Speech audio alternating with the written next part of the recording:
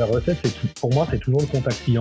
Pour moi, aujourd'hui, OK, il faut une bonne immersion de club. Il faut que ce soit un club qui soit beau, propre, qui partait quelque chose de carré, bien évidemment. Mais au-delà de ça, je pense que un sourire, c'est peut-être bête, hein, et je pense qu'on en revient un petit peu au principe de base. C'est-à-dire que je pense que le meilleur des sourires, la meilleure connexion, les yeux dans les yeux, et une belle écoute active. Aujourd'hui, ça permet de vendre des abonnements et ça en vend toujours. Voilà, et c'est ce qu'on différencie aujourd'hui des bons clubs de sport et des clubs de sport très très bons, parce que derrière, il y a des très très bons commerciaux et très très bien formés. Et aujourd'hui, si j'avais donné un conseil en effet à des salles de sport, ça serait d'engager et de s'engager concrètement dans de la formation et de l'accompagnement. Je suis Andy Poiron, entrepreneur et amoureux de sport. Je suis le propriétaire de Away, un centre de coaching hybride à 360 sur Dijon, et également consultant où j'aide les coachs sportifs et les propriétaires de studios, de box CrossFit et de clubs de fitness à développer leur entreprise. Le fitness est une passion et c'est aussi un business. Dans ce podcast, le business du fitness, je vais à la rencontre de personnes ordinaires qui vous partagent leur expérience extraordinaire. Au programme, on parle de leur parcours, de comment elles en sont arrivées là, et également de leurs difficultés, de leurs succès et de tous les éléments qui peuvent vous donner des idées pour votre propre entreprise. Se nourrir des autres est l'un des moyens les plus simples d'accélérer son propre parcours personnel. Donc faites-vous plaisir, écoutez, prenez des notes, laissez-vous inspirer et très bonne écoute. Dans l'épisode du jour, j'ai le plaisir d'inviter Maxime Lecointe, consultant pour les clubs de fitness et notamment pour Fitness Park. On a parlé de plein de choses passionnantes avec Max. L'importance de la vente dans un business, l'importance également de la relation client. Comment développer et lancer un club de fitness en partant de zéro. On parlait bien sûr de la franchise de Club Fitness Park. On a parlé aussi de coaching, comment développer, structurer un business de coaching sportif et encore beaucoup d'autres choses. Bref, je ne vous en dis pas plus et je laisse place à ma conversation avec Maxime. Bonjour à tous, bienvenue sur le podcast Le Business du Fitness. Et aujourd'hui, j'ai la chance d'être avec Maxime Lecointe. Salut Maxime. Salut. Est-ce que déjà, tu peux te présenter, nous dire qui tu es et ce que tu fais aujourd'hui? Bien sûr, avec plaisir. Donc du coup, moi aujourd'hui, je suis consultant Ok. dans le milieu du fitness, voilà, et principalement dans les clubs Fitness Park. Voilà, donc aujourd'hui, j'accompagne des dirigeants du fitness, j'accompagne des district managers, des managers, jusqu'à des équipes commerciales. Et mon objectif, c'est travailler du coup les fameuses douleurs de l'entreprise et de rendre ces douleurs en point fort pour rendre des business non pas que rentables, mais prospères. Donc voilà, c'est ça mon dada. Ok. Et le Max tout petit, c'est qui? Le max tout petit? Ah bah écoute, de où je suis parti, c'est ça que tu veux savoir. Ouais. Bah, écoute, Comment tu t'es construit? écoute, je t'explique en toute transparence un petit peu mon parcours, qui est pas forcément, du moins le parcours superbe du début. Écoute, moi, j'ai commencé, bah forcément, j'ai fait un bac économique et social. Ouais. Bon, Ok. une scolarité un petit peu difficile à partir du lycée. Voilà, donc j'ai raté mon bac et du coup j'ai repassé un bac et je l'ai eu du coup à la deuxième tentative. Ensuite, donc du coup, voilà, clairsemé vraiment un petit peu cette partie scolarité, pas tip top. Voilà, Tu savais ce que tu voulais agité. faire Pas du tout, pas non? du tout, non, pas du tout, pas du tout. Non. Je voulais aller dans le sport parce que j'ai toujours fait du sport depuis l'âge de 5 ans, donc le sport ça m'a toujours guidé. Je suis un Ok. ancien footballeur, donc voilà, j'adorais le foot et je vivais foot. Donc moi, je sortais de l'école, j'allais à la récréation, je faisais du foot. Je sortais de la maison, je faisais du foot. Au lieu de faire mes devoirs, je faisais du foot. Donc voilà, j'ai toujours fait du foot. Et puis Ok. après, je me suis blessé, j'ai changé de stratégie et du coup, parti au lycée, j'ai commencé la musculation, donc depuis l'âge de 15 ans. Commencé la musculation et du coup, bah, j'ai raté mon bac et finalement, je me suis dit, bah tiens, pourquoi pas partir sur la partie coach sportif. Donc voilà, du coup, j'ai quitté la maison, donc du coup, chez mes parents, je devais avoir l'âge de 19, 20 ans. Donc, je suis Ok. parti coach chez mes parents. Je suis parti sur la région Bretagne. Donc, moi, je suis d'Île-de-France. Donc, j'ai vraiment tout quitté pour aller vivre cette aventure-là. Et du coup, voilà, je suis parti. J'ai fait du coup ce fameux BPJEP à l'époque. Donc il y a quelques années, parce que ça doit dater de 2012. Donc ouais, ça fait un petit bout de temps maintenant Ok. que j'ai eu. Et donc j'ai commencé à travailler sur un club. Donc voilà, je sais pas si on Comment peut ça s'est citer passé ça. le BPGEPS pour toi? Comment tu l'as vécu? Est-ce que tu as apprécié? Comment t'es sorti de là? Alors j'ai beaucoup apprécié. C'était très intensif quand même à l'époque. C'était plutôt très intensif. J'ai beaucoup apprécié. Après, ce que je regrette et ce que je vois aujourd'hui dans ce milieu aussi, c'est qu'on manque de formation sur la partie chef d'entreprise, business. Aujourd'hui, on nous vendait beaucoup des CDI à l'époque, quand on passait ce diplôme-là.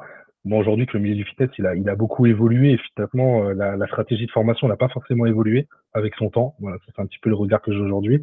Mais à l'époque, bah, écoute, pour t'expliquer du coup, c'est que cette expérience était plutôt ratée, que j'ai eu mon diplôme, j'ai bossé 1 an et voilà, je sais pas si on peut être transparent, mais j'ai quelqu'un qui m'a un peu escroqué sur cette première année. Donc mon premier travail, je n'étais pas payé déjà à ma juste valeur, je n'étais pas payé tout court de temps en temps et je gagnais 300 euros par mois à l'époque. Donc j'ai vécu comme ça pendant 10 mois, Et 300 euros à par cette mois. époque, tu étais en CDI ou tu étais indépendant? J'avais un CDI à 300 euros par mois, ouais. Et à l'époque, il n'y avait pas de club comme aujourd'hui. Je n'avais pas le permis. Donc déjà, c'était très compliqué financièrement. Donc forcément, beaucoup de doutes. Mais malgré tout, j'étais plutôt très apprécié par la clientèle. J'avais un fort relationnel. Et Tu faisais quoi à l'intérieur? Tu faisais à la fois des cours et à la fois du exactement, des cours non payés, mais des cours et aussi également de la partie plateau. Donc voilà, m'assurer du règlement intérieur qui soit bien appliqué, des conseils, des programmes, voilà, tout ça. Tout ça, je m'occupais également de l'accueil. Donc voilà, je m'occupais de tout ça et du coup, j'ai dû quitter ce monde du fitness par besoin financier Mhm. obligatoire, par besoin forcé et urgent de partir hein, pour pouvoir bien évidemment, bah, ne serait-ce que vivre et de pouvoir avoir un appartement et pouvoir payer ses factures. Et Et du coup, je suis parti dans le monde du commerce, moi, après. t'as pas voulu peut-être chercher justement un autre club ou autre? Non, t'as tellement Écoute, été j'étais déçu isolé, que… j'étais en province, j'étais isolé, j'avais pas de permis. Ouais. C'était très compliqué. Il n'y avait pas de salle de sport. C'était que des indépendants. Il n'y en avait pas beaucoup non plus à l'époque. À Ok. l'époque, si tu reviens en 2012, il commençait à avoir des clubs. Mais le problème, c'est qu'à l'époque, la musculation, c'était presque pas, bah, personne ne faisait forcément de musculation. À l'époque, enfin, c'était un peu stéréotypé, mais t'avais 30 centimètres de bras, t'étais un bodybuilder, quoi.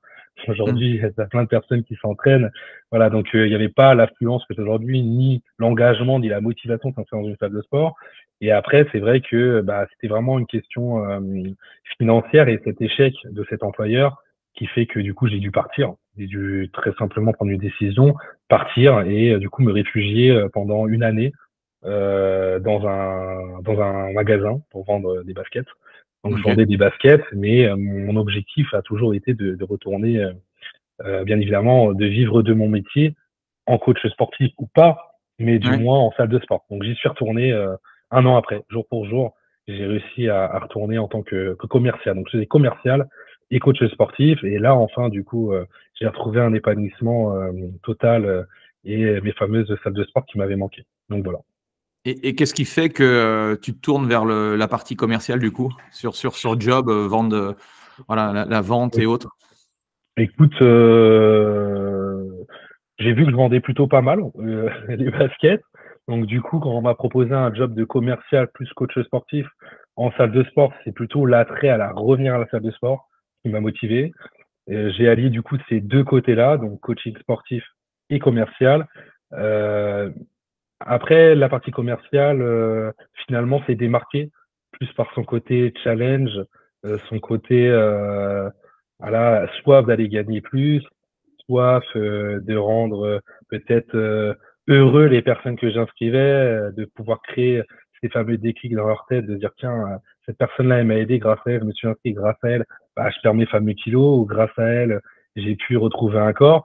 Et après, le milieu du coaching sportif, je l'ai délaissé au fur et à mesure, par principe, je pense, d'évolution possible, parce que j'ai pu évoluer très très rapidement, parce que j'ai eu que 10 mois d'expérience en tant que commercial en salle de sport, et j'ai pu prendre directement une ouverture de club, je devais avoir 22 ans, le premier club dont j'ai été responsable, que j'ai pu lancer.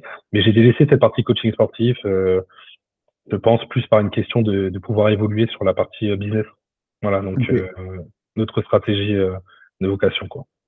Et cette partie commerciale, comment comment t'es amené justement c'était inné, tu t'es documenté, tu as fait des formations, tu as senti que c'était quelque chose qui te plaisait naturellement? Comment ça se passait? Franchement, en toute honnêteté, je suis plutôt un autodidacte.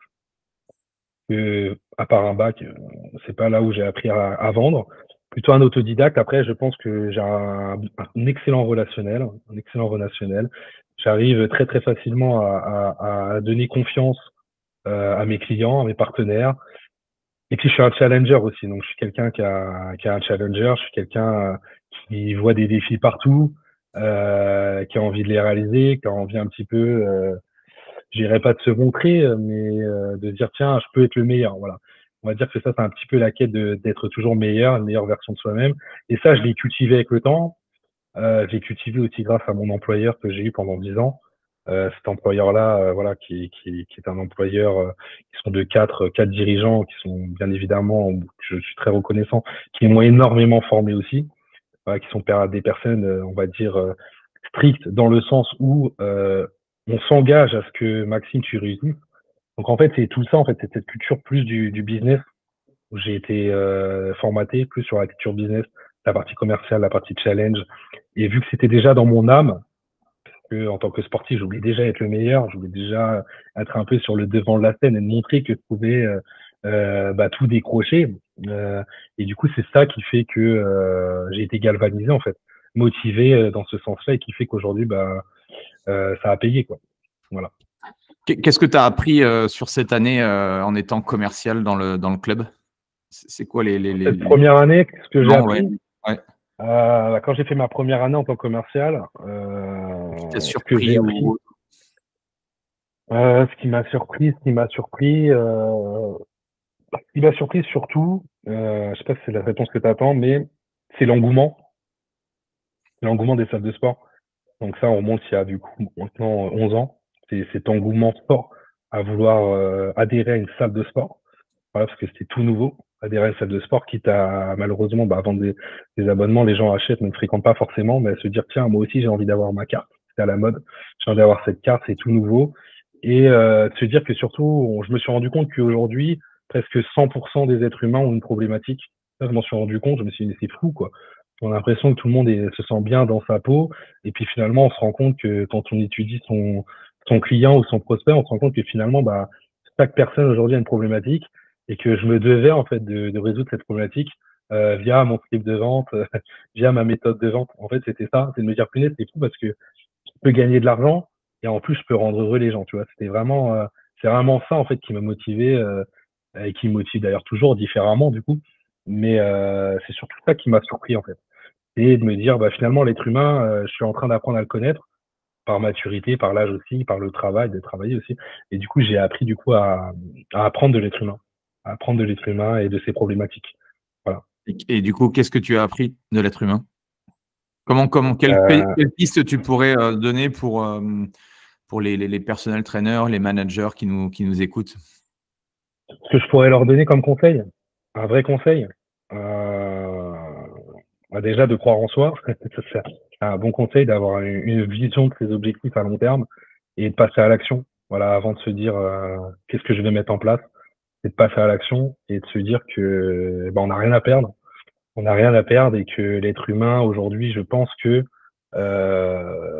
si auquel cas on prend le temps avec les gens, on prend le temps d'échanger, on prend le temps de discuter, on prend le temps de savoir ce qu'ils font dans leur vie, parce que c'est très important, de prendre le temps de connaître leurs problématiques, de prendre le temps de trouver des solutions pour eux, de les accompagner, de prendre ce temps-là. Je pense que ça crée quand même un sentiment de réciprocité et que demain, je m'en suis rendu compte que de par cette facilité de faire ce relationnel naturellement parce que j'aime les gens aussi, parce que j'aime les gens, je le fais naturellement parce que je les aime.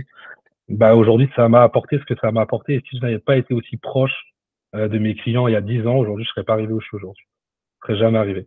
Et je m'en rends compte tous les jours. Tous les jours, aujourd'hui, j'ai des opportunités. Tous les jours, toutes les semaines, presque toutes les 4 heures, j'ai une opportunité aujourd'hui parce que pendant 10 ans, je me suis mis à écouter naturellement les personnes, à être authentique et sincère et à vouloir les comprendre et les accompagner, même au-delà de mon métier de commercial. Voilà, c'est ça que je dirais aujourd'hui aux managers, aux districts, aux dirigeants de fitness, ou même j'ai envie de vous dire, je pense que Andy, c'est même valable pour tous les métiers. Mais aujourd'hui, il faut s'intéresser sincèrement aux personnes, il faut les accompagner, et il faut être sincère avec eux. Et aujourd'hui, on ne sait pas ce que demain l'avenir peut nous apporter, on ne sait pas ce que demain cette personne peut nous apporter aussi. Et je pense que demain, si on est transparent, sincère, authentique avec ces personnes-là, demain, elles pourront nous rendre beaucoup plus.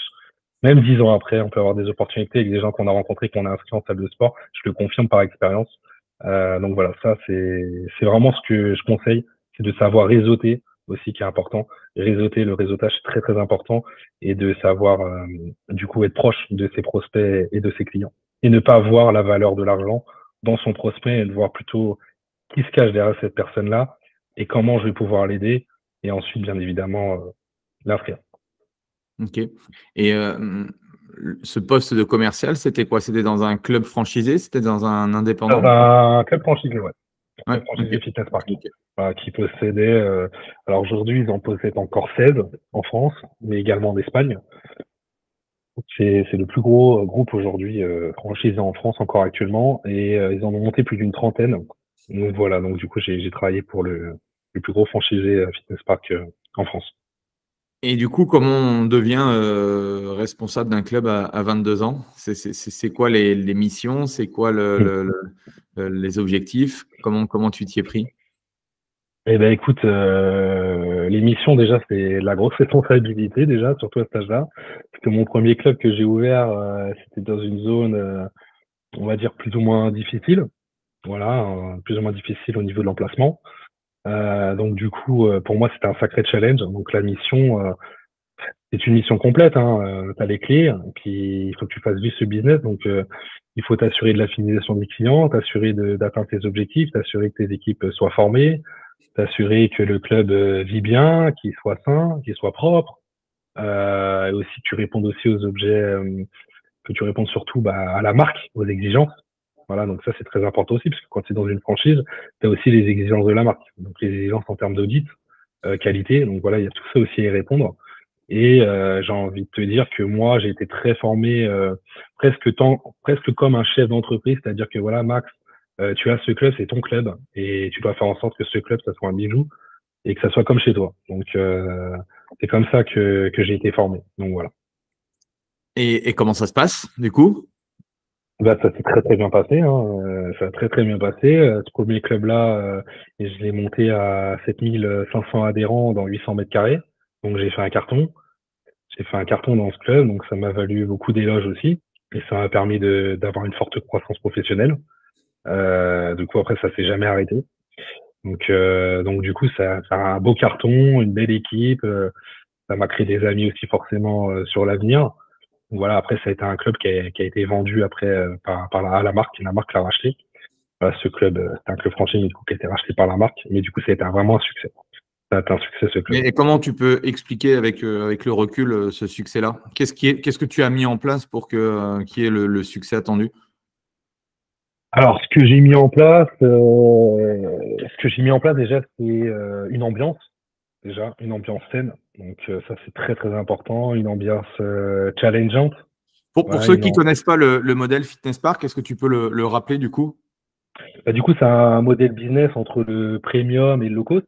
Aujourd'hui, on n'est plus considéré, Fitness Park n'est plus considéré comme du low cost. On est à 30 euros par mois. On est Basic Fit, c'est plus comparé du coup forcément à un modèle low cost. Voilà, on est entre les deux, parce qu'aujourd'hui, on vend aussi, ce modèle vend aussi des options premium.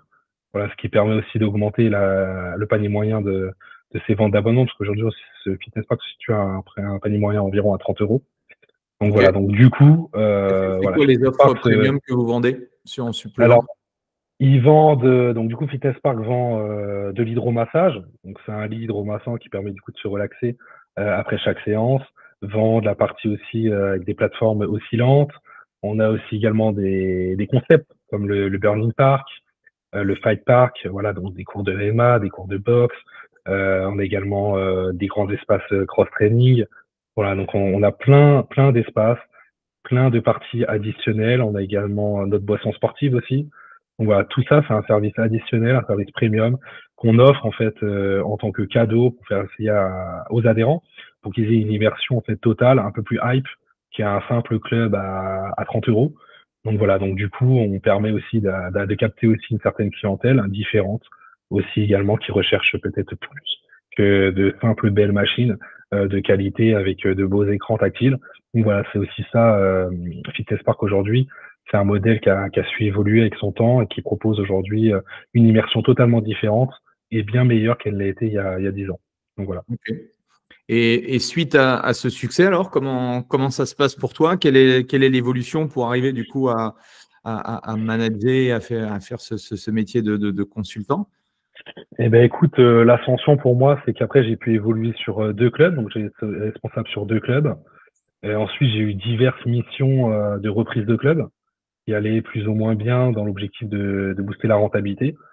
J'ai eu la chance que ça fonctionne à chaque fois, donc j'ai pu ouvrir aussi des clubs. J'ai fait plus de 10 ouvertures Fitness Park en tant que salarié, et j'ai pu toucher à presque peut-être 20-25 clubs en tant que salarié. Donc voilà, tout ça sur du coup presque 10 ans, presque 10 ans. Donc ça a énormément bougé. J'ai aussi pu lancer et créer, parce que j'ai eu un poste en tant que formateur sur du coup ce groupe de franchisés avec tous ces clubs. Donc je me suis occupé aussi également d'organiser des séminaires de formation, voilà, pour les commerciaux, pour les managers. Tout ça aussi également, ça m'a apporté une grosse expérience. De par mon succès, du coup, forcément, ça m'a apporté ça aussi. J'ai pu avoir cette partie-là et ce challenge aussi qui a été réussi. Et j'ai eu aussi une grosse expérience en tant que directeur commercial sur 18 sites. Donc voilà, ça m'a apporté aussi une énorme expérience là-dessus. Et de bout en bout, passer des années suite à de la demande, forcément, j'ai dû prendre mon envol par la suite. Donc voilà. C'est quoi les recettes pour vendre un abonnement de fitness aujourd'hui, en 2024, là où on tourne cet épisode? Recettes. Alors, les recettes avec tous les clubs de sport qu'on a aujourd'hui, d'accord? Parce que maintenant, il y a quand même quasi un club tous les 2 kilomètres. Moi, je dirais que la recette, c'est tout. Pour moi, c'est toujours le contact client. Pour moi, aujourd'hui, OK, il faut une bonne immersion de club. Il faut que ce soit un club qui soit beau, propre, partait quelque chose de carré, bien évidemment. Mais au-delà de ça, je pense que un sourire, c'est peut-être bête, hein, mais je pense qu'on en revient un petit peu au principe de base. C'est-à-dire que je pense que le meilleur des sourires, la meilleure connexion, les yeux dans les yeux, et une belle écoute active, aujourd'hui, ça permet de vendre des abonnements, et ça en vend toujours. Ouais, c'est ce qu'on différencie aujourd'hui des bons clubs de sport et des clubs de sport très très bons, parce que derrière, il y a des très très bons commerciaux et très très bien formés. Et aujourd'hui, si j'avais donné un conseil en effet à des salles de sport, ça serait d'engager et de s'engager concrètement dans de la formation et de l'accompagnement. Voilà. Ok. Moi, à l'époque, quand j'ai commencé, forcément, il n'y avait pas tout l'univers qu'il y avait avant. J'ai aussi eu la casquette de commercial dans des fitness. Il y avait aussi des clubs où j'ai été où il n'y avait pas de commercial. Bon, je suppose que toi, ton leitmotiv, c'est tu trouves ça normal qu'il y ait des commerciaux dans les clubs de fitness pour vendre des abonnements.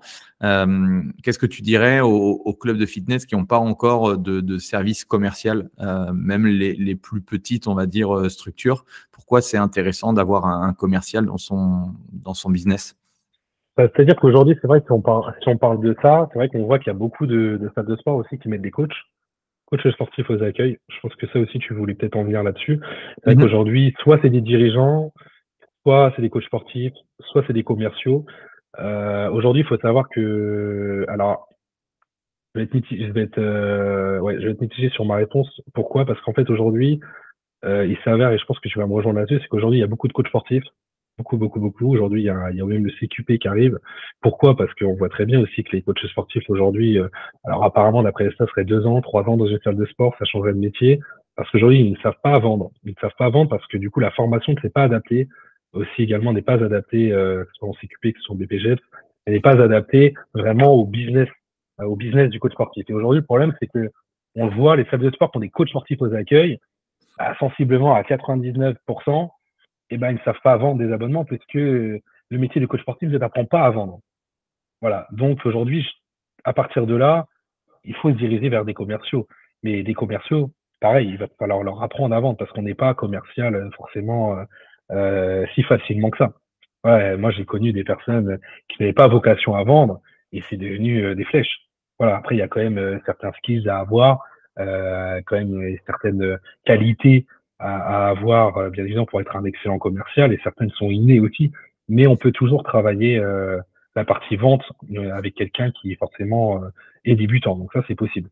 Mais aujourd'hui, voilà, même un dirigeant, aujourd'hui un chef d'entreprise, ok, il peut avoir monté une boîte parce que peut-être qu'il a, il a de l'argent, il a monté des affaires et il monte une structure, mais c'est pas pour ça qu'il se fait vendre aussi à des accueils. Donc je pense que c'est important aujourd'hui quand on est chef d'entreprise de savoir faire la part des choses. Il y a certains métiers pour moi qui sont obligatoires à avoir en France, d'accord, parce que par exemple aux États-Unis, on vend beaucoup sur les tablettes, il n'y a presque pas d'accueil, mais en France, on le voit aujourd'hui que le principe à l'américaine, ça fonctionne pas ici chez nous. Les gens veulent des accueils, ils veulent du sourire, ils veulent des écoutes, ils veulent pouvoir se renseigner, ils veulent pouvoir poser toutes les questions du monde. Et aujourd'hui, si t'as pas de commerciaux dans ton club de sport, et encore, ils sont pas formés aussi, puisque mettre des commerciaux qui bossent, mais c'est pas intéressant, commerciaux formés et il y a un contrôle de formation toutes les semaines, un contrôle de formation, un suivi. Voilà, des roleplays, des jeux de rôle, tous les 4 matins après, jusqu'à temps que ce soit parfait. On les enregistre, on les filme, on regarde, et tout ça avec un mentor, quelqu'un qui s'y connaît, qui a de l'expérience. C'est comme ça qu'on va vendre des abonnements de sport. Que tu sois à 100 € par mois, à 500 € par mois, que tu sois à 30 €, peu importe le prix, finalement, les gens sont prêts à t'acheter si derrière, bah, t'es sympa, t'es cool, t'es professionnel, et que tu sais comment amener et parvenir du coup à tes fins pour le succès de ton club. Donc, voilà. Donc moi, j'engage et je motive tous les chefs d'entreprise qui nous écouteront à mettre des commerciaux dans leur salle de sport. Est-ce que tu sais la part de vente en ligne, du coup, pour les fitness staff, par exemple? Ça dépend des clubs aussi, forcément, ça diffère suivant les zones. Te donner un chiffre là, comme ça, c'est compliqué d'être précis. Ça peut être entre 20% et peut-être 50%. Ça Ah dépend ouais, des quand zones. même. Okay. Ouais, Okay. ouais.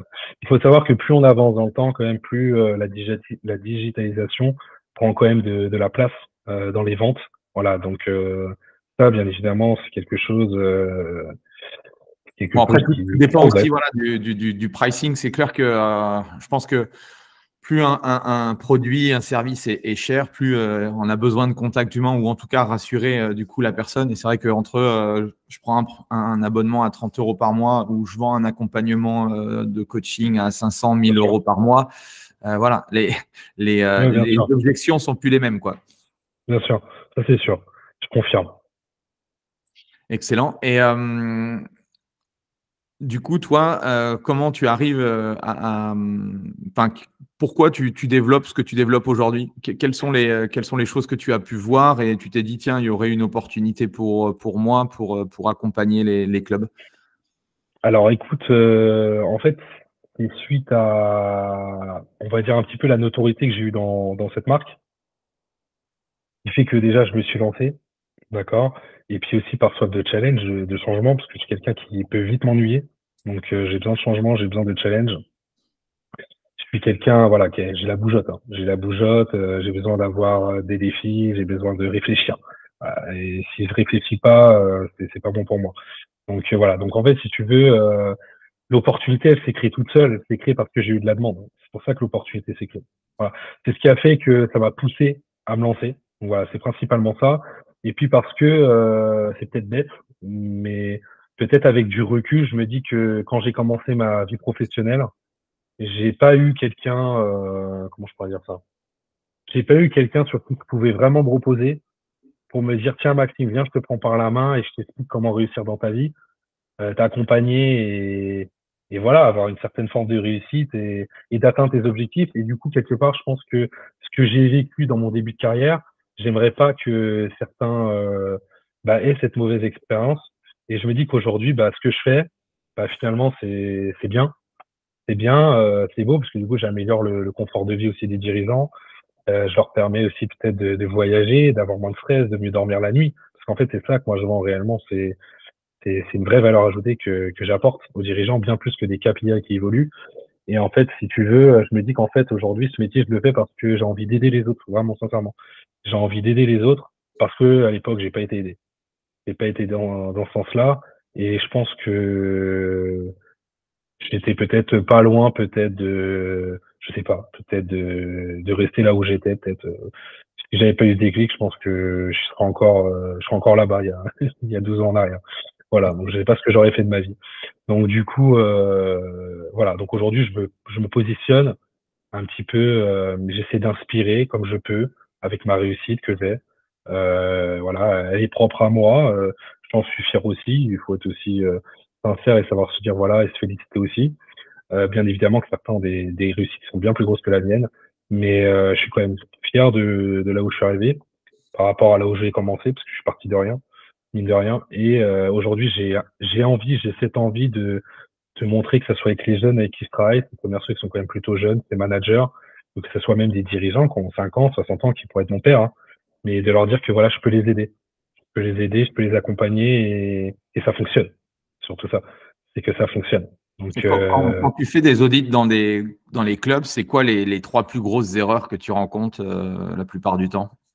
la gestion administrative, déjà. La gestion Ouais. administrative qui est généralement absente. Absente. Quand tu Absente. dis les questions administratives, ça va de quoi à quoi? On parle de plus partie process. Qui est partie process, ça n'existe pas. CRM, choses comme ça? Exactement. Pas de procédure ou alors procédure non efficiente, donc Pas de pas fiche intéressant. contact, pas de relance, tout ça? Exactement, ça existe encore ça aussi. En effet, pas de relance, pas de fiche contact. Ou même, ouais, même des principes de base, par exemple, des confirmations de rendez-vous, des choses comme ça qui sont pas mises en place.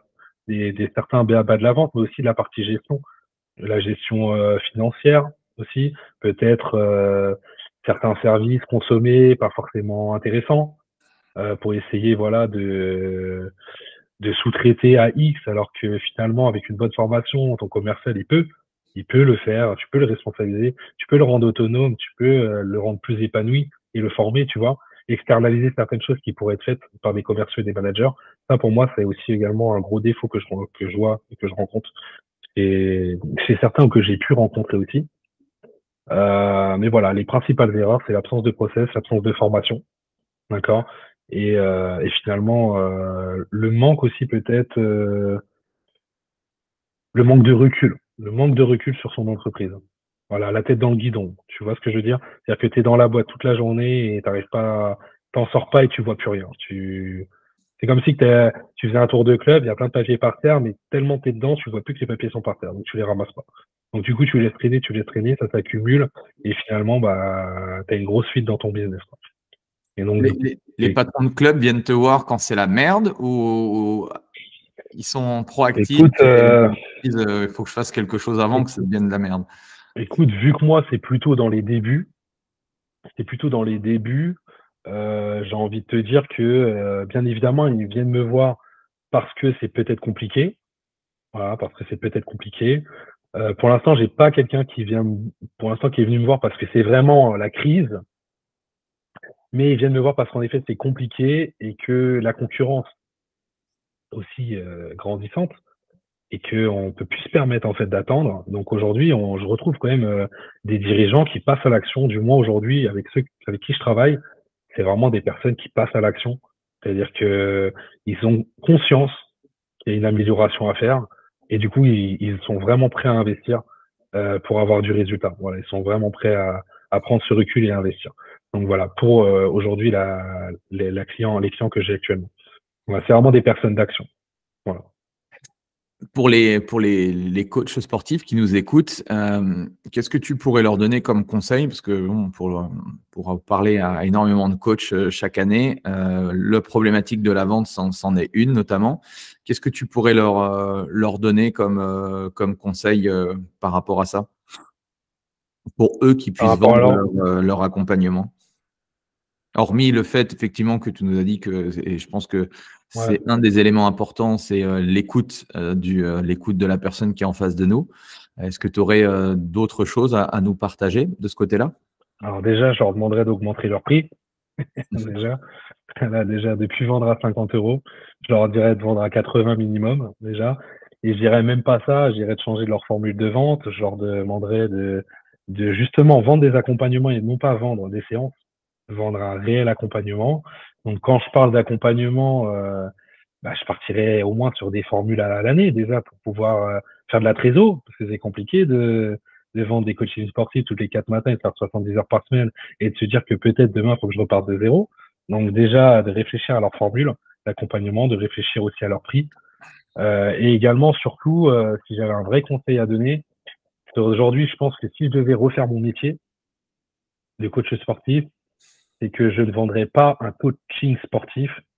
Donc, je vendrais en effet un accompagnement, mais il faut une valeur ajoutée au coaché. C'est-à-dire qu'aujourd'hui, donner des conseils, encadrer une séance, c'est bien, d'accord? Mais si t'as pas, alors c'est peut-être bête, hein, mais si t'as pas moins 10% chez le coiffeur du coach, si t'as pas moins 10% c'est au spa pour te faire masser, si t'as pas moins 10% c'est un fameux kiné sportif, si t'as pas le moins 10% c'est un ostéopathe inclus dans ta formule d'accompagnement, pour moi, tu as un coach standard. Donc, c'est-à-dire que si demain j'avais à refaire le coach sportif, j'irais démarcher des partenaires, je me ferais une super carte partenaire et je vendrais un super accompagnement de malade mental avec tous ces petits plus. Et en fait, le fait de consommer tous ces petits plus à l'année, qu'est-ce qui se passe? Ça rembourserait mes coachings. Et en fait, je pourrais comprendre que de vendre mon accompagnement, finalement, si tu consommes mes partenaires, tu ne payes pas tes coachings. Et en fait, je pense que tu pourrais faire facilement 100 000 euros à l'année en faisant ce système-là. Et je pense que ce serait que 2 mois de travail à réaliser, ce serait un travail de fond qui prendrait à peine 2 mois, en sachant que moi, j'ai fait un gros travail sur le B2B, donc ça m'a énormément apporté. J'ai fait beaucoup de B2B pour le Fitness Park et j'ai fait un gros carton là-dessus en autodidacte. Donc j'ai vu ce que ça m'a apporté et aujourd'hui, je transmettrai cette expérience-là du coup à des coachs sportifs. Je leur demanderai de travailler leur formule et pas que leur prix du coup. Augmenter leur prix parce que derrière, il y a une armada de partenaires. Voilà. Excellent, excellent. Moi, je suis aussi dans cette philosophie de façon aujourd'hui d'accompagnement. Aujourd'hui, pour moi, le coach sportif qui prescrit que des exercices, voilà, l'application le fait beaucoup mieux que nous. Notre téléphone est beaucoup plus performant. Et aujourd'hui, il faut être bien plus qu'un coach. C'est pour ça que le mot coach sportif, pour moi, aujourd'hui, il est assez réducteur parce que si on ne se base que sur le deuxième mot, le mot sport, pour moi, il faut englober beaucoup plus que la partie sportive pour avoir un réel impact dans la vie des gens. Au niveau business, finance, choses comme ça, qu'est-ce que, par rapport à ton expérience, par rapport aux erreurs que tu as pu voir fréquemment, ce sont lesquelles? Au niveau business, au niveau finance, justement, peut-être. Sur les clubs, là, sur les clubs aujourd'hui, c'est encore de la vente mensuelle, vente annuelle. Qu'est-ce que tu. Non, c'est de la vente. Alors, tu as de la vente mensuelle et tu as de la vente annuelle. Tu as les deux. Okay. Après, non, après, la question, je ne sais pas si du coup j'ai bien comprise, mais si tu me parles en termes business, en termes finance, est-ce qu'il y a eu des erreurs que je remarque? Les erreurs que je remarque, en fait, finalement, c'est peut-être que certains privilégient peut-être de faire des rénovations. C'est bien, hein, faire des rénovations, mais peut-être que l'investissement serait plus intéressant déjà de le mettre dans les équipes. Tu vois? Un investissement, encore une fois, un investissement dans la formation. Je pense qu'aujourd'hui, c'est primordial. Je pense que vraiment, c'est primordial. Quand on prend aujourd'hui, par exemple, des clubs indépendants, je sais que pour certains, c'est compliqué parce qu'aujourd'hui, il y a des grosses structures qui ouvrent et on a de moins en moins de clubs de fitness indépendants. Alors oui, peut-être que du coup, il y a l'impact financier ou du moins le pouvoir financier peut-être plus compliqué aussi également pour ces personnes-là. Donc peut-être qu'ils ont plus de mal à rénover. Mais si demain, ils avaient un investissement à faire, en effet, je pense qu'ils ont trop oublié justement ce qu'on disait tout à l'heure, la partie commerciale et la partie gestion qui est tellement importante. Et aujourd'hui, je pense qu'ils devraient se retourner vers des personnes qui pourraient les aider en ce sens-là pour pouvoir survivre et vivre de leur activité. Et je pense qu'aujourd'hui, du coup, ils sont trop dans le passé, ils sont trop dans l'ancien modèle. Et malheureusement, avec des grosses chaînes comme celle-ci qui arrivent, Basic Fit, On Air, Fitness Park, One Fitness, il y a tellement de chaînes qui arrivent, tellement de concurrents qui arrivent qu'aujourd'hui, ce qui différencie, c'est aussi, OK, l'expérience client, qui est très, très importante aussi. Mais cette expérience client passe d'abord, non pas que par l'attractivité du club, mais aussi par l'attractivité du commercial, qui est encore une fois l'accueil. C'est quoi les meilleures stratégies aujourd'hui en 2024 pour aller chercher des nouveaux membres dans un fitness? Écoute, avec la part du gâteau qui se sépare et qui se découpe, pour moi, la vraie valeur ajoutée aujourd'hui, c'est de la partie B2B. Aujourd'hui, c'est-à-dire que le B2C aujourd'hui, c'est plus suffisant. Il faut revenir un petit peu à l'ancienne aussi sur ça. Il faut pouvoir marketer auprès des entreprises, il faut pouvoir démarcher. Il faut avoir le sens de la négociation. Et ça, j'ai pu du coup l'expérimenter moi de mon côté. Donc, c'est la valeur ajoutée aujourd'hui, c'est la partie que toute entreprise, que tout club de fitness doit aujourd'hui se pencher sur 2024. Et la partie digitalisation, bien évidemment, la partie réseaux sociaux, qui est très très importante. Aujourd'hui, un club sans réseaux sociaux, pour moi, c'est un club qui est mort. Et déjà, c'est un club qui va mourir, qui est déjà mort. Mais la partie entreprise aujourd'hui est très très importante parce que ne serait-ce que d'être associé à un gros groupe, à une grosse entreprise, ça renforce aussi l'image de marque et la confiance de nos prospects. Et aussi également, il faut savoir que forcément, il y a des salariés et qu'aujourd'hui, le sport en entreprise, c'est quelque chose qui commence à se développer parce que je l'ai développé moi à titre perso avec une ancienne entreprise pendant 1 an et demi où du coup, je faisais du sport en entreprise. Je vendais des prestations sport en entreprise où je mettais des coachs sur place, etc. Donc ça, j'ai vu également qu'il y a un vrai essor aussi là-dessus, il y a un vrai budget de la part des entreprises. Et aujourd'hui, je pense que c'est primordial. Ça peut même être une vente additionnelle d'un club de fitness. On pourrait très bien, un club de fitness, vendre des cours de sport pour prendre des personal trainers et d'aller leur donner du business dans des entreprises et de faire payer des prestations et de récupérer de l'argent pour le coach, ok, mais aussi pour la salle de sport. Donc je pense qu'il y a beaucoup à faire aujourd'hui et on revient un petit peu à nos moutons sur la négociation, on revient un peu à l'ancienne. Il y a la partie digitalisation qui est très importante, on l'a dit, ça peut représenter 20-50% suivant peut-être les marques aussi qui se digitalisent de vente en ligne, mais il y a aussi la partie terrain qui est très très très importante. Et le B2B aujourd'hui, c'est un oublié pour moi. C'est un oublié en France, du moins, c'est un oublié en France. Alors que quand on va à Dubaï, il y a une salle de sport dans chaque entreprise. Voilà, donc ça, c'est quelque chose aujourd'hui où on va avancer de plus en plus sur ce point-là et je pense que ça, c'est l'avenir. Je pense qu'aujourd'hui, un club de sport… Comment tu fais pour aller chercher les entreprises et leur expliquer le projet, que tu sois un patron de club ou un personal trainer?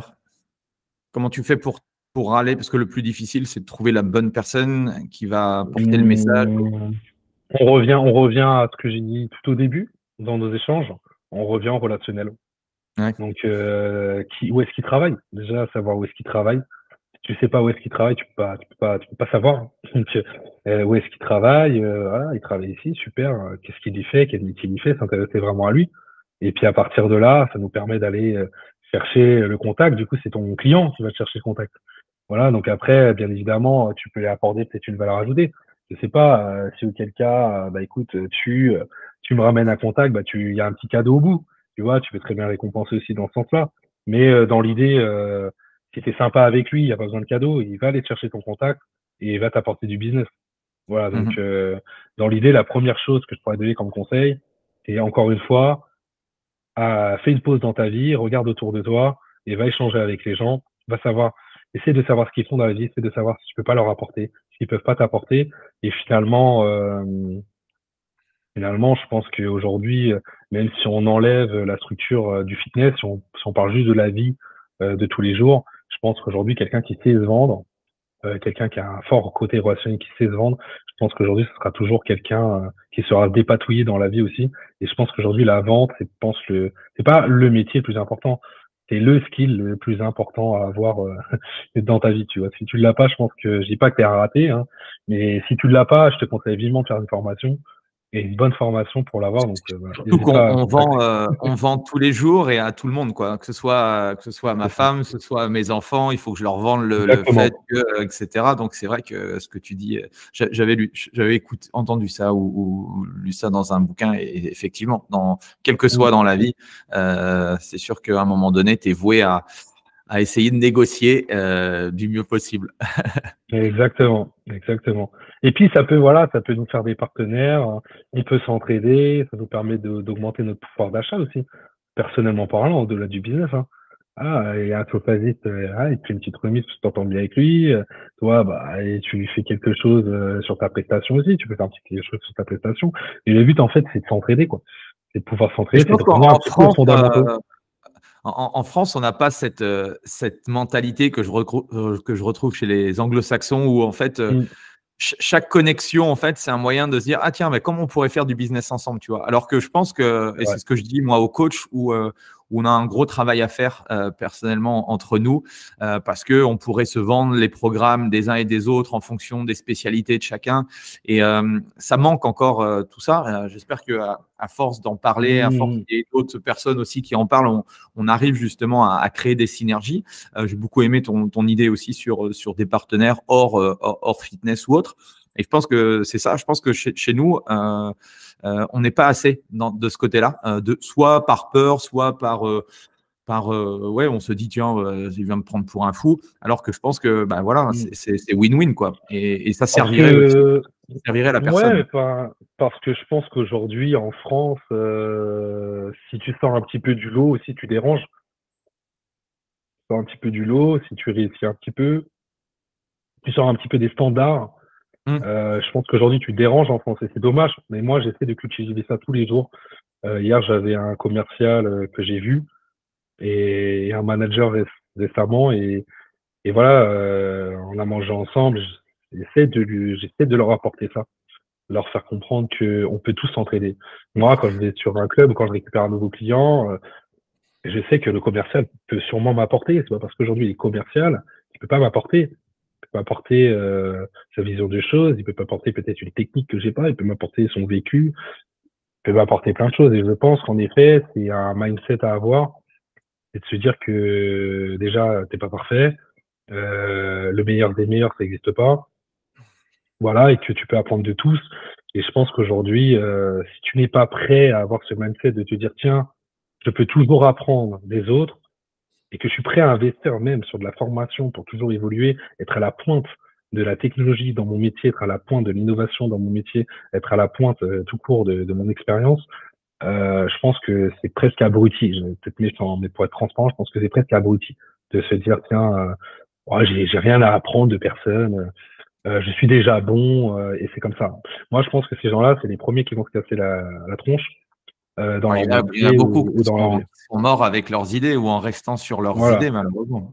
C'est ça. Donc, je pense qu'encore une fois, le relationnel, c'est tellement important et je le cultive tous les jours et je vois tout ce que ça m'apporte que j'engage vraiment à mon petit niveau. Hein. J'engage vraiment les gens à faire de même et à un peu enlever leurs œillères, écouter, ouvrir bien leurs oreilles et de s'intéresser vraiment aux personnes. Mais sincèrement, après, il faut aimer le faire. Faut aimer le faire aussi, il faut aimer les gens. Hein. Certaines personnes, je peux comprendre, n'aiment pas forcément échanger, n'aiment pas discuter. Ils aiment bien être dans leur coin, c'est leur choix, et je le respecte totalement. Mais je pense qu'aujourd'hui, c'est un gros frein pour évoluer personnellement, professionnellement parlant, dans la vie. Donc, j'engage vraiment les Bon, personnes après, ouais, à faire la même chose. c'est sûr.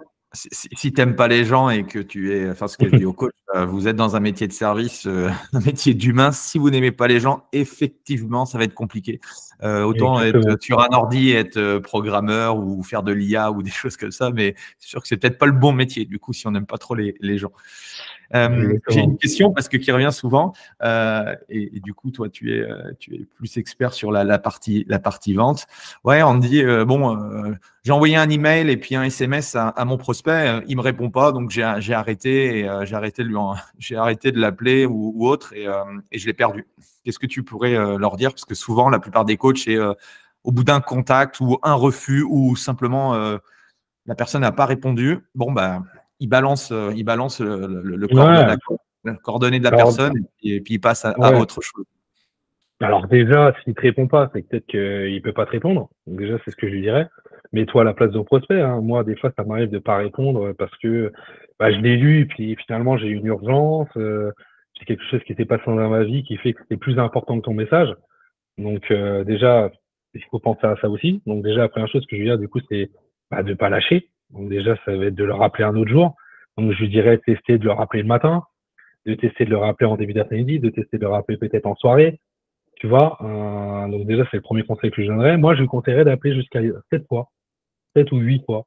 Alors, peut-être pas dans le même mois, mais voilà, de le rappeler par exemple sur 2 mois, 4 fois au mois de février, 4 fois au mois de mars, et puis dans 3 mois, je retente, 4 fois au mois de juillet, 4 fois au mois d'août, et puis tiens, je vais faire une newsletter, et puis cette newsletter, ça va un petit peu lui rappeler ce dont pourquoi il m'a parlé au début et sur sa problématique. Et puis je vais lui envoyer. Et puis peut-être que ça va lui faire un déclic dans 3 mois. Et puis peut-être que ça va ressusciter le besoin. Et peut-être qu'à ce moment-là, il va se dire tiens, bah, finalement, je vais le recontacter parce que ça m'intéresse. Donc voilà, c'est ce que je ferais, tu vois. Je pense que je ferai une création du newsletter. Et je pense que si j'ai plus de nouvelles après 8 calls et après par exemple 2 SMS, j'apporterai plus de valeur à mon prospect. Donc j'apporterai, je sais pas, un e-book ou j'apporterai une newsletter ou alors je lui dirais que peut-être bah, un cadeau, tu vois, un cadeau pour lui que qu'il n'hésite pas à me contacter. Puis s'il y a une prestation achetée, il y a un cadeau avec, tu vois, quelque chose. Et je pense que je partirai sur ça. Mais par contre, je dirais vraiment de pas lâcher parce que voilà, il faut pas lâcher. Après, la question c'est pourquoi il te répond pas aussi. S'il te répond pas et que tu as fait tout ça, peut-être parce qu'il y a quelque chose que tu as mal fait aussi. Donc aussi, je lui dirais aussi de se remettre en question. Qu'est-ce qui fait que ça n'a pas fonctionné? Pourquoi il te répond pas? Voilà, donc ça aussi, c'est quelque chose qui est important. Je pense qu'aujourd'hui, un coach sportif, quand quelqu'un te dit non, non de non, ça peut bien de lui dire, écoute, est-ce qu'il y a peut-être quelque chose qui fait que aujourd'hui je me dis non? Est-ce que c'est moi? Est-ce qu'il y a peut-être des choses que je fais mal? Donc ça aussi, c'est important aussi d'avoir des propres feedbacks de ses prospects peut-être ou de ses clients. Tu vois, demain, tu peux avoir un client pendant 3 mois et puis au bout de 3 mois, il t'arrête. Mais pourquoi il arrête? Est-ce que c'est vraiment parce qu'il déménage ou est-ce que c'est vraiment parce que peut-être il y a quelque chose qui fait que tu n'as pas réussi à le retenir? Donc, c'est d'être être vraiment dans l'âme d'un chef d'entreprise, c'est toujours d'anticiper, de se remettre en question, d'avoir un coup d'avance sur tout ça, de Non, mais travailler ça, son offre, de travailler son offre. c'est tellement important ce que tu dis dans le sens où c'est pas parce que aujourd'hui, là, on est en février, fin février, début mars, que si la personne n'a pas acheté aujourd'hui, qu'elle n'achète pas effectivement dans 6 mois. Par contre, si effectivement elle n'est plus dans ton radar, dans ton champ de perception, bah, elle va oublier, et puis elle va aller voir un autre truc, et puis ça se trouve, c'est l'autre coach ou l'autre club qui va prendre le deal. Et le fait de créer voilà, du contenu, le fait d'avoir une newsletter, ben, en fait, tu enclenches le fait que, bah tiens, Max, peut-être que là, il va avoir le déclic en regardant, je sais pas, un magazine ou en ayant une discussion avec son pote, il va se dire, tiens, ouais, il faut que je fasse quelque chose. Et en fait, le premier nom qu'il doit avoir en tête, c'est effectivement, ah oui, putain, le coach, il m'envoie là régulièrement, il faut que j'aille revoir. Et du coup, c'est peut-être l'opportunité de… Et du coup, voilà, c'est un petit peu, je mets l'image de Coca qui fait encore de la publicité parce que voilà, c'est du matraquage. Et voilà, quand on pense une boisson gazeuse Cola, bah, on pense forcément à Coca. Et c'est un peu ce qu'on doit essayer de faire. Peut-être pas, on n'a pas les mêmes moyens que Coca, mais à notre échelle, que ce soit coach ou qu'on ait un club de fitness, avoir cette récurrence dans la communication qui fait qu'à un moment donné, ça doit être une évidence si la personne veut passer à l'action, quoi. Et peut-être, ouais, que je pense que du coup, une fiche contact, un mail, un numéro de téléphone, un réseau social du prospect, c'est important. Pour moi, il faut aller sur les 3 canaux. Et si j'avais un autre truc à dire, ça revient encore un petit peu à la façon de penser. C'est-à-dire qu'il faut que le coach il se dise une chose, c'est que lui, je sais comment il va réagir. C'est comme un commercial, il va se dire, mais Max, excuse-moi, il va me dire, ouais, mais Max, j'ai l'impression de déranger. J'ose pas, j'ai l'impression de déranger. Et à chaque fois, je lui dis, mais écoute, tu penses que tu le déranges en quoi? Bah écoute, je la rappelle, ça fait déjà 2 fois que je l'appelle, il me répond pas. Mais ok, tu te rappelles pourquoi il est venu te voir? Oui, oui, je me rappelle. Il est venu parce qu'il n'avait pas confiance en lui, ou du moins il a perdu sa confiance parce qu'il avait pris 20 kilos et il se sentait pas bien dans sa peau. Ok. Et donc du coup, tu penses que c'est de déranger de l'appeler pour l'aider? Vu comme ça, ok, non. Ok, bah tu vas l'appeler jusqu'à temps qu'il te décroche. C'est ce que je leur dis aux équipes. Donc voilà, tu vas l'appeler et tu vas pas le lâcher. Et voilà, tu vas respecter les lois, bien sûr. Je crois que c'est 4 calls par mois maximum pour un prospect en France. Mais tu vas pas le lâcher quand même. Tu vas aller jusqu'au 4. Et tu retenteras le mois prochain. Voilà, jusqu'à temps que tu as un répondeur te court parce qu'il a bloqué ton numéro. Mais voilà, pour moi, il faut pas lâcher. Et on se rend compte qu'en fait, généralement, à 7 fois ou à 8 fois, finalement, la personne décroche. En fait, on s'en rend compte. Parce que moi, j'avais fait des stats quand je m'embêtais un peu, des fois, je fais des stats comme ça. Et je me rendais compte que finalement, passer des 7 calls, généralement, ça match. Les gens décrochent. Voilà, les gens décrochent. Après, il y a des petites techniques. Si c'est la première fois que tu l'appelles, moi, je fais la petite technique un petit peu stress marketing, c'est-à-dire que j'appelle une fois, d'accord, je laisse 3-4 secondes de sonnerie, je raccroche et je rappelle. Donc ça crée l'urgence aussi. Et généralement, bah, quand on le fait, si on le fait en test, c'est vrai que c'est dérangeant, mais c'est bizarre, il me rappelle 2 fois. Qu'est-ce qui se passe, quoi? C'est que c'est forcément pas important. Donc du coup, on arrive à avoir un décrochage. Ce que je dis à mes commerciaux, ça les aide à avoir beaucoup plus de décrochage. Voilà. Moi, j'ai compris une fois où, effectivement, je ne sais plus comment ça s'était passé, mais j'avais envoyé je ne sais plus, alors plusieurs trucs. Et puis, un jour, j'envoie un mail un peu pourri et tout. Et en fait, le mec me contacte et j'ai signé un contrat de 6 000 à l'année et on a travaillé 3 ans ensemble. Donc, tu vois, voilà, c'est comme tu dis, on n'est pas à un email ou à un SMS ou un coup de téléphone près de valider effectivement un nouveau client qui peut être intéressant pour nous, quoi. Exactement. Toi qui connais bien l'environnement Fitness Park, le coaching, le personal training, c'est développé. Comment c'est mis en place? Est-ce qu'il y a des opportunités pour les coachs qui nous écoutent d'aller dans ces clubs-là? Eh ben, écoute, c'est en cours de développement, très sincèrement. D'ailleurs, j'invite tous ceux qui sont coachs sportifs, je sais pas, en région parisienne ou dans le Grand Est, qui sont intéressés à me contacter comme ça. Je peux leur avoir des opportunités. Donc, en effet, c'est un gros développement et en effet, on recherche, notamment avec les clients que j'ai, on recherche beaucoup de personal trainers. Bien évidemment, ça cartonne déjà pour leur dire que c'est une belle opportunité parce que ça cartonne. Ça fait déjà quand même plusieurs années, moi, que je le mets en place avec des premiers franchisés quand j'étais salarié, qui sont aujourd'hui encore mes clients. Ça marche super bien. Ça marche très bien. Les coachs gagnent très bien leur vie. On est sur des loyers qui sont quand même beaucoup plus attractifs que certains concurrents. Il faut le savoir. On donne la chance sur le premier mois, voire le deuxième mois, pour leur donner la chance de pouvoir rentrer de la trésorerie et non pas les assassiner tout de suite avec un loyer. Donc voilà, on essaie de faire les choses bien chez Fitness Park, suivant bien évidemment les franchises, hein. Enfin les franchisés, hein, ça dépend comment on fonctionne. Mais voilà, moi je pars beaucoup sur apporter l'opportunité et vraiment de les aider en ce sens à ce qu'ils réussissent. Donc voilà, donc pour tous ceux qui sont intéressés, si jamais tu en as, en région parisienne, je recherche, dans le Grand Est aussi, je recherche. Et pourquoi pas de d'autres régions, je peux potentiellement faire la mise en relation. Mais en effet, on recherche et ça marche très fort. Très fort. Et d'ailleurs, on a certains qui sont là depuis 4 ans. Pour certains clubs, c'est lancé depuis 4 ans, mais ils sont toujours présents et ils vivent de leur activité. Aujourd'hui, pleinement.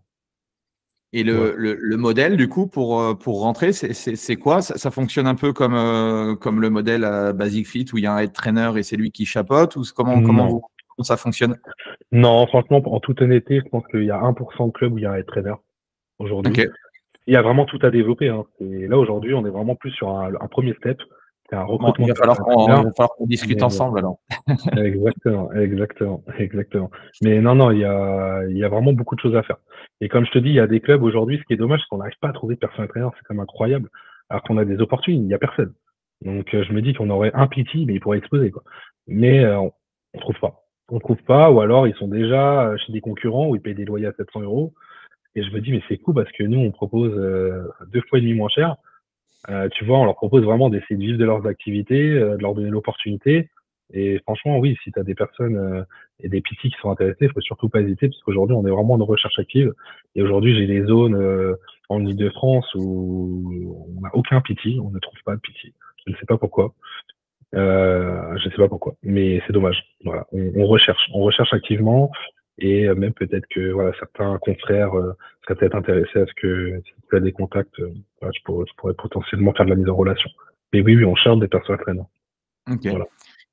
C'est quoi ta vision, toi, du fitness dans les 5 à 10 ans à venir? Comment tu vois notre milieu qui a été qui a eu des difficultés, il y a eu pas mal d'escroqueries. Enfin, moi, quand j'ai commencé, il y a eu des trucs un peu dans les années 90-2000.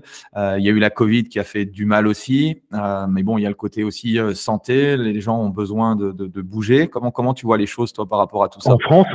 En France, tu veux dire?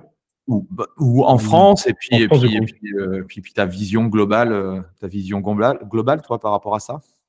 Moi, je vois le fitness en France dans les 5 années à venir. Allez, dans les 5 années à venir, je pense que ça va être ultra concurrentiel. Je pense qu'il y a que les gros qui resteront. Je pense qu'il y a certains gros qui vont tenter d'arriver, mais qui tiendront pas dans le temps, parce que je pense que les business models sont trop compliqués. C'est des clubs qui sont potentiellement trop chers et qui ne fonctionneront pas. Mais après, c'est que mon avis. Et je pense que il y a vraiment une vraie guerre de fitness, parce qu'aujourd'hui, il y a une vraie guerre de locaux aussi. Donc aujourd'hui, c'est celui qui a le plus d'argent qui peut ouvrir. C'est vraiment ça en ce moment, on est vraiment là-dessus. Et je pense qu'aujourd'hui, forcément, s'il y a plus de fitness, plus d'acteurs sur le marché, forcément la part du gâteau se divise. Donc on va avoir moins en moins de prospects. Donc qui dit moins de prospects dit forcément besoin de plus d'accompagnement et besoin d'être encore meilleur. Donc voilà, c'est aussi pour ça aussi que je me suis lancé dans mon business. C'est parce qu'aujourd'hui, je peux aider les clubs et je sais qu'il y en aura besoin de plus en plus de mon aide. Donc c'est pour ça aussi que je fais ce métier aussi, forcément, parce que je sais que j'ai tout intérêt à m'être lancé et je pense que je me suis lancé au bon moment. Donc voilà.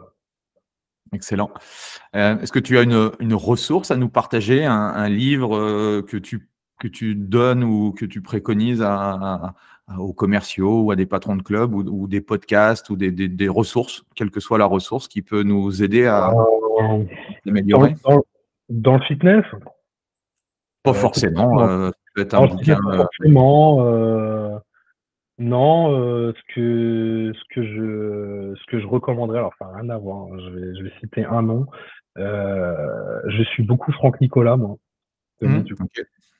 Voilà, donc j'inciterai tout le monde à acheter, pourquoi pas, ses formations. Voilà. Ou même, voilà, moi je vais participer au Weekend Spark là, du coup, au mois de mai.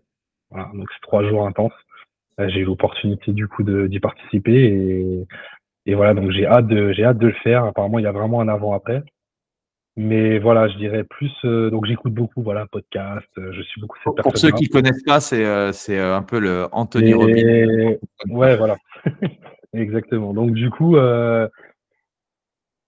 voilà, lire pourquoi pas aussi des. Alors je lis pas forcément de livres. Moi, je suis plus podcast. En effet, j'écoute un peu tout. Je te dirais que je scrolle. Tu vois, je scrolle et j'écoute.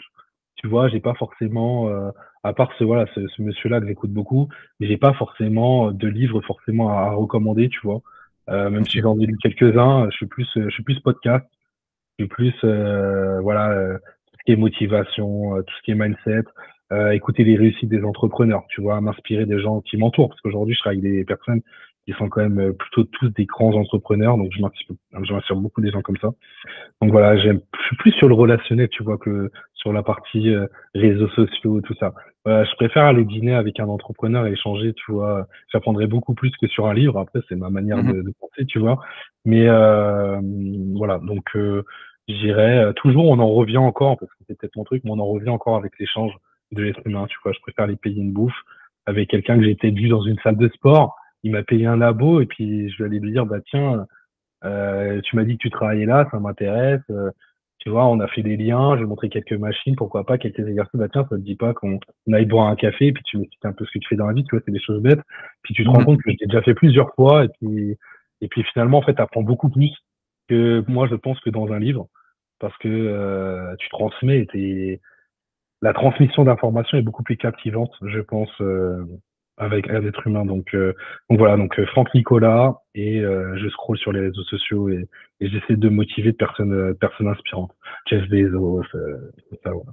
Je dis pas qu'un jour je serai avec moi-même parce que ça va être compliqué, mais tu mets la barre très haute, mais bon, il faut forcément, j'ai des rêves et des objectifs, donc je compte bien les attendre avant mes 40 ans.